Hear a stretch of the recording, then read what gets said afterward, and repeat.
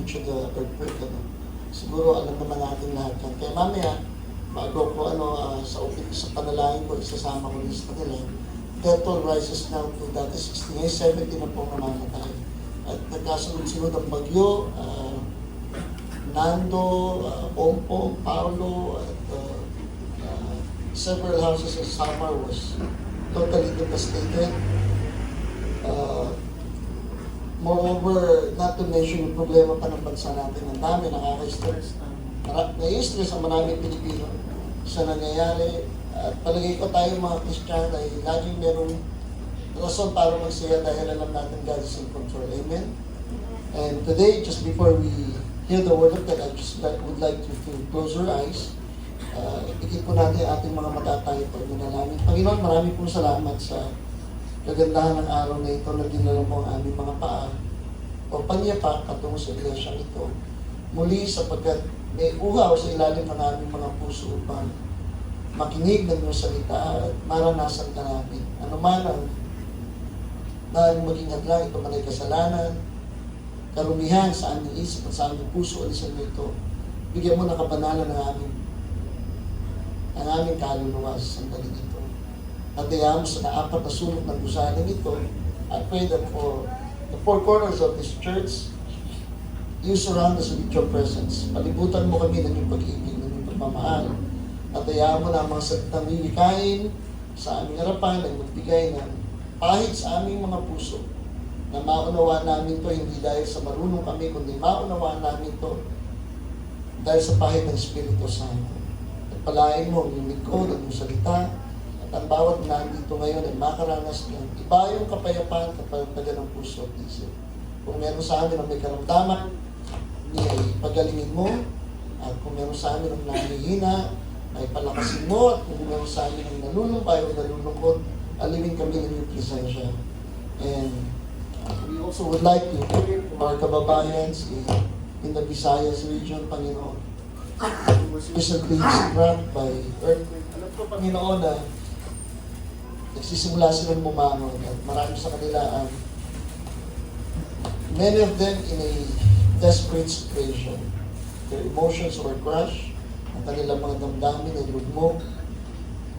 At itong mga panahon na ito ay lumang napakabigat sa kanila. Ngunit kaya mo marami namin kababayan sa lugar na ito ay makasumpong ng pag-asa sa inyo, Panginoon. Sa kanilang mga panalangin, sila dinggin mo, gamitin mo ang lahat ng ahensya ng gobyerno upang sila tulungan, maging ang mga kapatid, iglesia na naroon na naapektuhan at muling mo silang itayo. At alam ko, Panginoon, bukas ang pintuan ng langit na handa nang abutin sila sa mga pagkakataong ito. At kami na naandito sa NCR, ay patuloy po rin ingatan, Panginoon. Marami pong salamat in Jesus' name. Amen and Amen. Thank you, Lord. Pwede ba natin palagpakan si Lord? Hallelujah. I would like us to open our Bible in the book of Luke.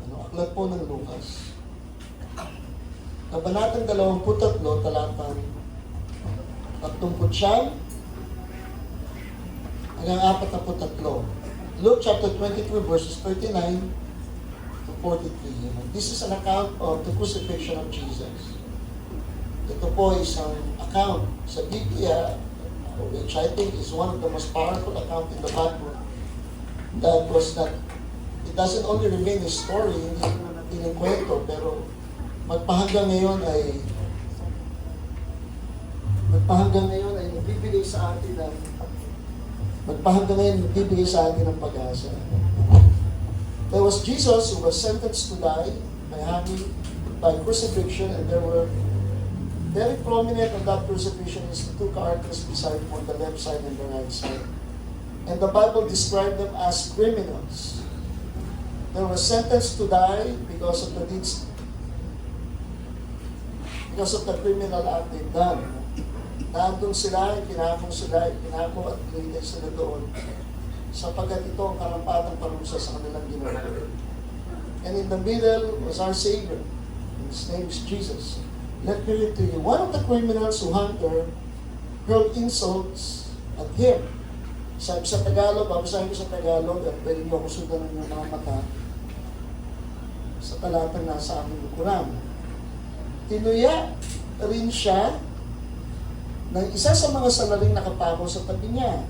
Hindi ba ikaw ang Kristo? Iligtas mo ang iyong sarili at pati na rin kami. Ngunit pinagsabihan naman to ng kanyang kasama, wala ka bang takot sa Diyos? Ikaw ay pinarurusahan din tulad niya. Tama lamang na tayo'y parusahan ng ganito dahil sa ating mga ginawa. Ngunit ang taong ito'y walang ginawang masama. At sinabi pa nito, Jesus, O Jesus, alalahanin mo ko kapag naghahari ka na. At sumagot si Jesus, today, you will be with me in paradise. So sa Tagalog, sinabi ng Panginoon, sinasabi ko sa iyo, isasama kita ngayon sa paraiso. Tatlong, nakikita natin ang dalawang magkasalungat na sagot kay Jesus. On this account, we heard a two different response ng dalawang nakapakong magnanakaw sa magkabilang kabingan. Ang isa'y nilapastangan siya. Ang isa'y nanampalataya sa Kanya. Dahil kinagagalak natin, we rejoice, nananalig ang isa at ang pangako ni Kristo sa Kanya ay katotohanan, sinasabi ko sa iyo, ngayon ikaw ay makakasama ko sa paraiso. We cried over the death of the many Filipinos who have died recently in earthquake. We mourn for them. Nag-iinagpis ang puso natin sa kamatayan ng marami nating kababayan. But more so, based on this account, we do not only simply for the mourn, we do not simply mourn for the death of life. Hindi tayo lumuluha lamang dahil sa kamatayan lamang ng isang tao. More so, we mourn because we know that they are doomed to hell. Their soul will perish. Every first Sunday of the month, we talk about the death of Christ. And that is the title of the message, the death of Christ. And just before I go on further with this message, I would like to share to you about the Nanjing angel, the angel of Nanjing Bridge. Meron isang balita na nailaghala sa bansang China. They called him the angel of Nanjing. Can you show that picture, Tim?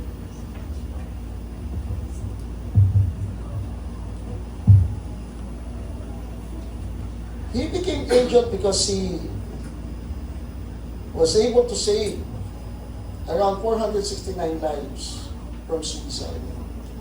Yung Nanjing Rivers natin, tourist spot in China, hindi ito pinupuntahan ng tao sa gusto nilang makakita ng magagandang tanawin, kundi pinupuntahan ito ng mga taong gustong patayin ang kanilang sarili. Now, that is a reality of life that we have to accept, whether we do not like it or not. There are some people that the demands exceed to their ability to cope up with life. Are you listening? May mga tao na yung demand ng buhay ay nag-i-exceed sa abilidad nila o kakayahan nila para sumabay sa daloy ng buhay sa mundong ito. Right now, you may be enjoying your life. Sa ngayon, maaaring nagsasaya ka sa buhay mo, pero sa kabilang banda, bahagi ng buhay natin, may mga taong kinikiting nila ang kanilang sarili. And this man, whose name is Chen Si, he has patrolled the Nanjing Yangtze River Bridge nearly every weekend. Itong taong ito, ang pangalan niya ay si Chen.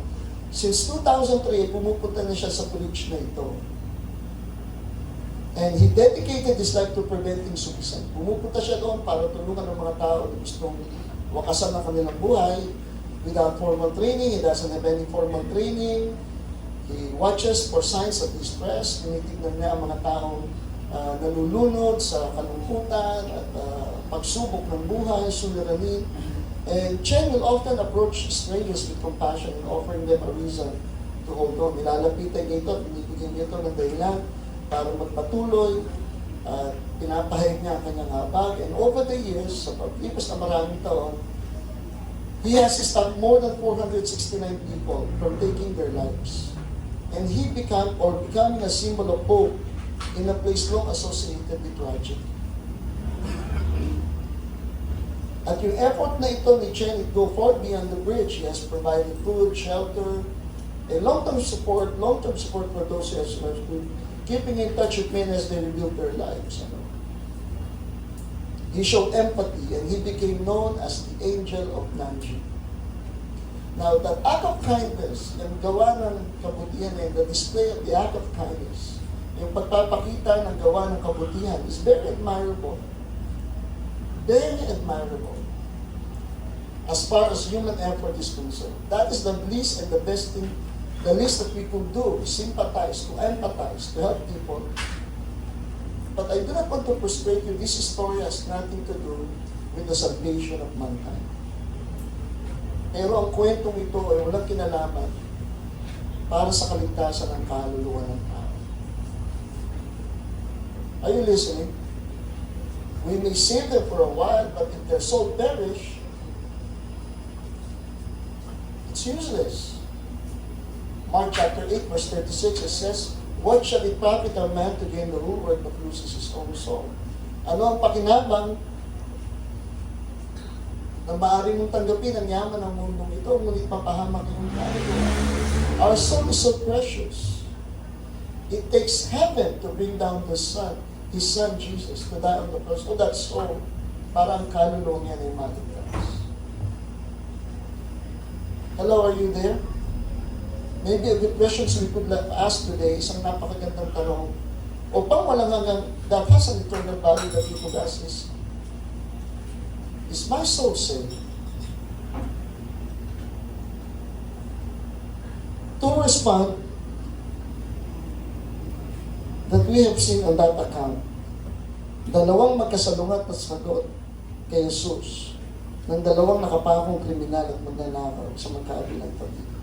Ang isa'y sumampalataya, ang isa'y ninapastangan si Jesus. Kinagagalak natin, and we are so proud for that criminal who have accepted Christ and the promise of eternal life at pinangakuan ng isang buhay na walang hanggan. Noon tulad ngayon, inililigtas ni Jesus ang mga tunay na nagsisisi kahit sa huling sandali ng kanilang buhay. Hello?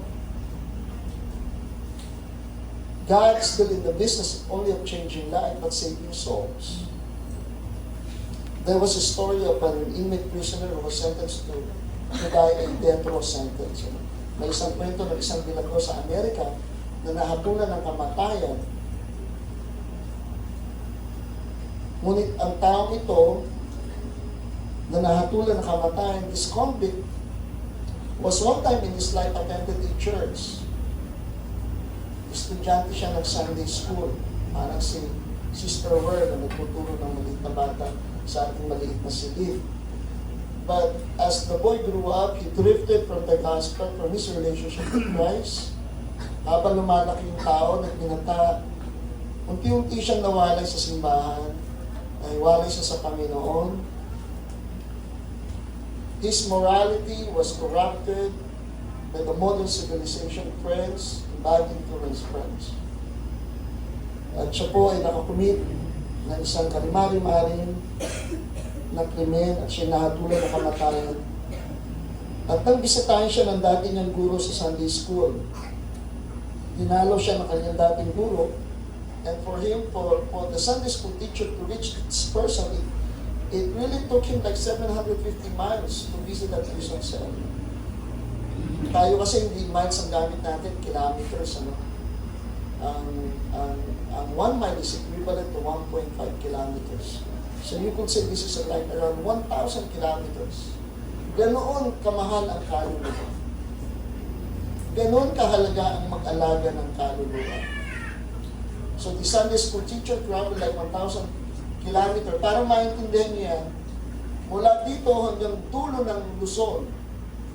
Ang dulo ng Luzon ay Matnog, kabila nun Samar na. That is 500 kilometers. Dalawang yan ang nilalakbay ng Sunday school teacher. You can see the passion and the heart para bisitahin niya si Lester. At sabi sa kanya, na kanyang sabi, talagang hindi mo ako tatantanan. Pagdating, nagbiyahe ka ng malayo, at pagdating mo doon, ito ang maririnig mo doon sa bilanggo. Hindi mo talaga ako tatantanan. At ang sagot ko sa kahit ayaw pa rin pakinggan ni Lester yung kanyang teacher, nag-iwan ng guro ng kopya ng bagong tipan at sinabing basahin mo ito. That small booklet, a Gideon Bible. Di nagtagal, maraming sulat ang ipinadala ni Lester sa kanyang Sunday school teacher. Ang una ay tungkol sa pagtanggap niya kay Kristo bilang tagapagligtas at Panginoon. At ang huli ay nung unang bahagi ng 1957 na sinasabi sa kanyang sulat, sa pagtanggap mo ng sulat na ito, ay siguro ay patay na ako. Babayaran ko na ang kasalanan na nagawa ko. Ngunit gusto kong malaman mo ang tungkol sa maliit na aklat ng Tagalog na bagong tipan na iniwan mo sa akin. Sa biyaya ng Diyos at sa aklat na ibinigay mo sa akin, na ibahagi ko na sa 47 taong kaligtasang alok ni Kristo at tinanggap siya nila. Salamat sa iyo at di mo ko tinantanan. That was a very tremendous exemplified act of kindness that reaches heaven. Hindi lamang kaligtasan sa lupa, ngunit tumutukoy at umaabot sa mas malalim na pangangailangan ng tao. Hindi lang pera, hindi lang kayamanan, kundi ang kaligtasan ng kaluluwa. Sabi ni Atty. Chel Jokno, kung para sa iyo ang buhay ay para lang magpakasaya, magkaroon ng pera, kasikatan, kapangyarihan, seguridad, hindi mo kailangan ng prinsipyo. Kailangan mo lang ng mga pamamaraan at estratehiya. Sa kabilang banda, kung ang buhay sa iyo ay higit pa sa mga bagay na ito, kailangan mo maging tapat ka sa sarili at sa iyong Diyos. Our relationship with Christ matters a lot. Ang relasyon natin sa Panginoon ay napakahalagang bagay.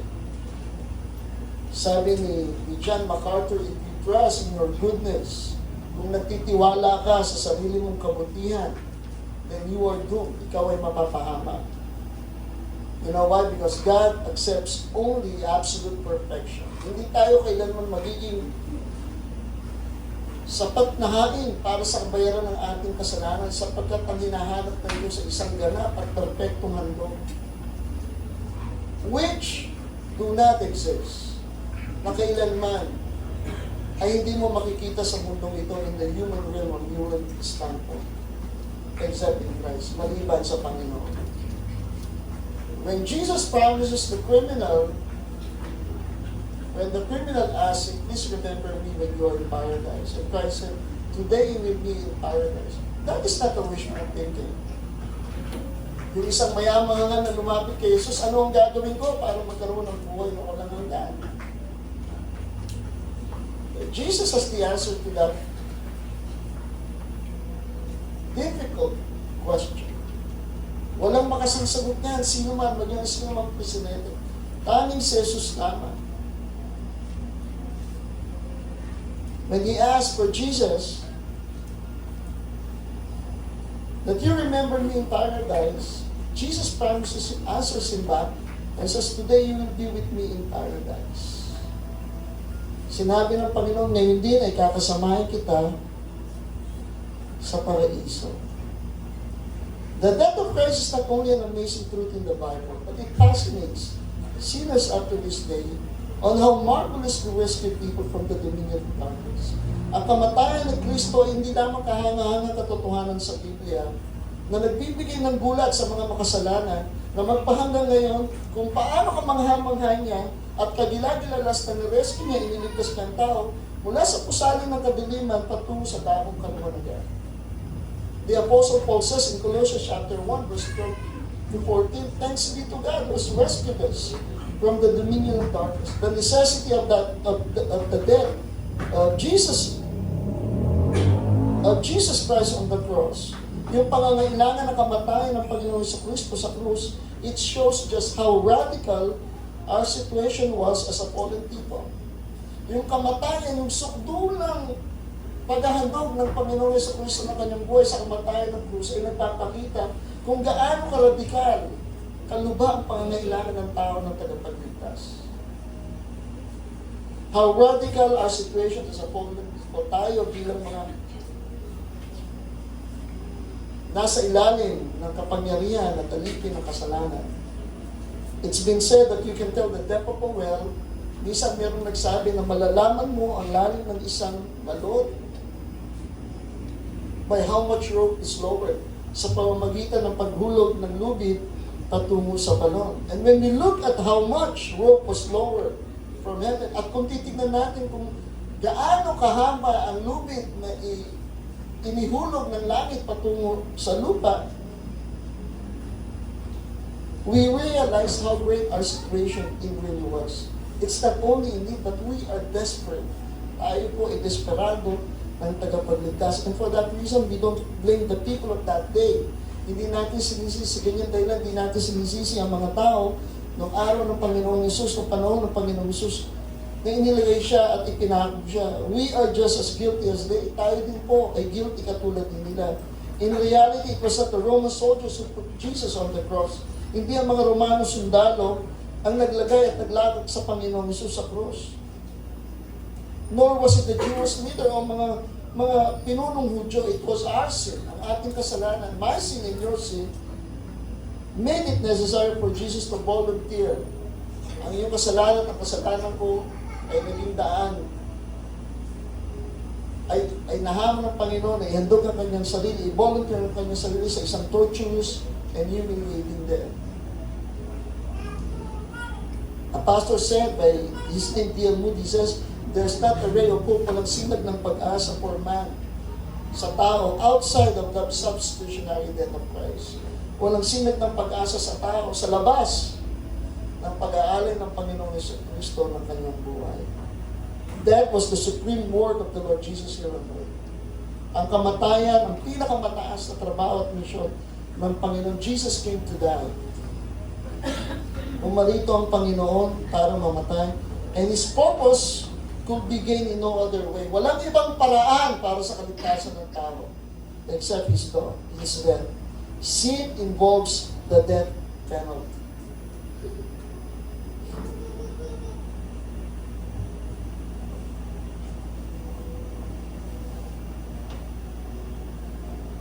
And that is why the Apostle Paul says, for me to live is Christ and to die is gain. Ang mamatay ay kay Kristo, ang mabuhay ay kay Kristo, at ang mamatay ay pakinabang. Do you know that life is too short? Alam ba ninyo na ang buhay ay napaka-exit? If we live 65 years, mabubuhay tayo ng 65. Ako po ay 56 years old. If God will take me at the age of 60, I still have 9 years remaining here in life, but that is very short. If we live 65 years, we have about 600 hours at our disposal. Kung mabubuhay tayo ng 65 years old, from the day we were born, up until 65, bibilangin niyo yan, meron lamang kayong 600,000 oras sa mundong ito. Assuming we are 18, when we complete high school, we have 47 years, or nearly 412,000 hours to live after graduation. If we spend 8 hours a day sleeping, kung tayo ay meron tayong 8 oras sa pagtulog, 8 hours for personal, social, and recreational activities, and 8 hours for working, that amounts to 137,333. Minus nyo nang i-minus siya sa 600,000 hours. Pakonti ng pakonti ang oras natin.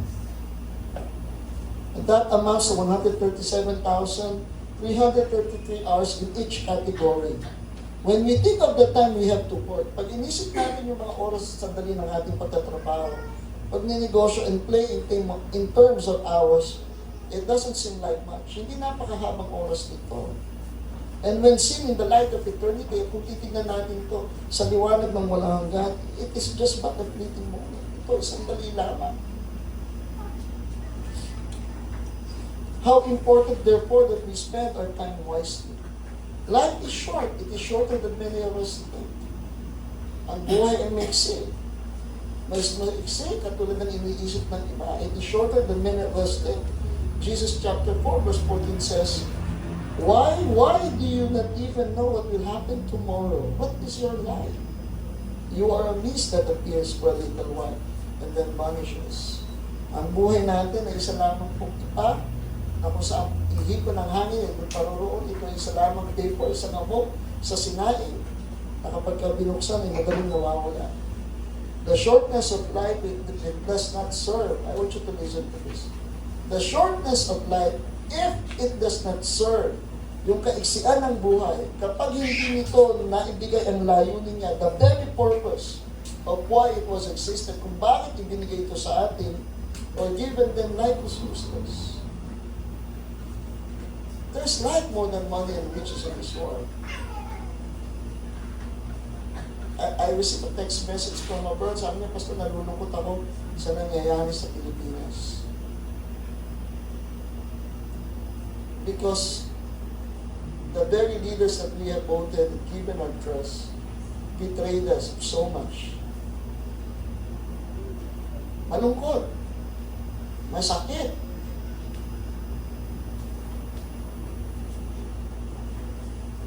And that is not your purpose. That is not your direction. There is much better, greater, genuine and authentic that God has prepared for all of us. Amen? Hindi lamang ang buhay sa lupa ang pinaghahandaan. Naghahanda tayo sa sunog, sa bagyo, pero pinaghahandaan ba natin ang kaluluwa natin? Well, the older you get and become matured as an adult, mas tumatanda ka at mas nagmamature ka, the more you realize, mas nare-realize mo that you have never truly lived. Na hindi ka talaga, buhay ka pero wala kang buhay. Are you listening?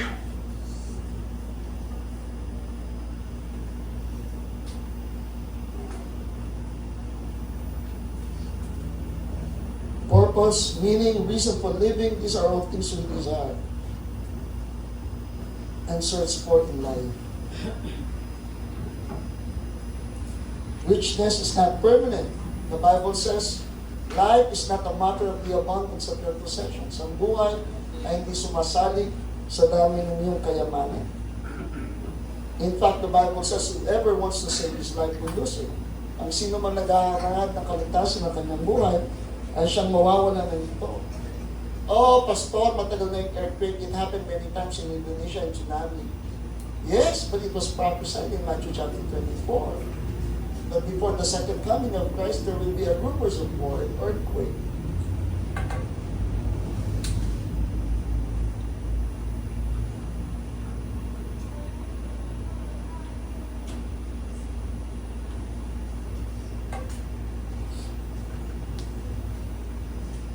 In Matthew chapter 4, verse 4, man does not live on bread alone. Ang tao ay hindi lamang nabubuhay sa tinapay, kundi nabubuhay sa bawat salita ng Diyos na namumutawi sa kanyang labi na nagmamahal sa atin. Do not love the world or anything in the world. It doesn't mean you don't have to work. Yes, we work because we need. Those are essentials, but we do not give our lives to these things because these are temporal. What is sin is temporal and what is sin is eternal. Ang bagay na nakikita natin ay panandalian lamang, ngunit ang bagay na hindi natin nakikita ay pangwalang hanggan. Maraming tao ang nagsasabi, nakahangalan na isipin ng tao na matatagpuan niya ang Diyos. Sa katotohanan, mayroong isang pangkasalukuyang ateista ang nagsabi na ang paghahanap sa Diyos ay isang pinakamalaking habulang walang kahinatnan sa buong kasaysayan. Subalit kung nadama natin minsang malapit sa Diyos at ngayon ay pakiramdam natin napakalayo o hindi pa ninyo nakikilala ang katunayan ng isang relasyon sa Kanya, huwag tayong maniwalang kayo o tayo ay nasa isang habulang walang kahinatnan. The God that reserved Jesus did not remain in heaven. He came down. Ang Diyos na ating pinanaligan at tinanggap ay hindi na natili sa langit. Bumaba siya sa lupa. Namuhay siya bilang isang tao. Kumain siya kasama ng mga kamakasalanan. You know what differentiates us from other religions? Alam nyo, ang nag-iiba sa atin, ang kaibahan ng mga ibang relihiyon sa atin, lahat ng kanilang founder ay namatay. Muhammad, who happens to be the father of Buddhism, who said he is the enlightened one. He died. John Taze Russell of Jehovah's Witness died. Joseph Smith of Jesus Christ of the Latter-day Saints died. Iglesia ni Cristo of Manalo died. Kung maaga kayong dumating kanina at inabot niyo yung kanta ng English, He is the risen Lord. Ang ating Panginoon totoong namatay. Ngunit after 3 days, He rose from the dead. He was a triumphant King. And because of that, we have hope. Tinapos ng Diyos ang trabaho niya. Wala na siyang ibibigay pa para sa tao, para sa kaligtasan ng kaluluwa. And the Bible said, for God so loved the world, He gave His one and only Son. Gayon na lamang ang pag-ibig ng Diyos na ibinigay niya ang kanyang bugtong na anak upang ang sino man sa kanya ay sumampalataya hindi mapahamak, kundi magkaroon ng buhay na unahan niya. I want us all to stand up. Nais kong lahat tayo ay tumayo.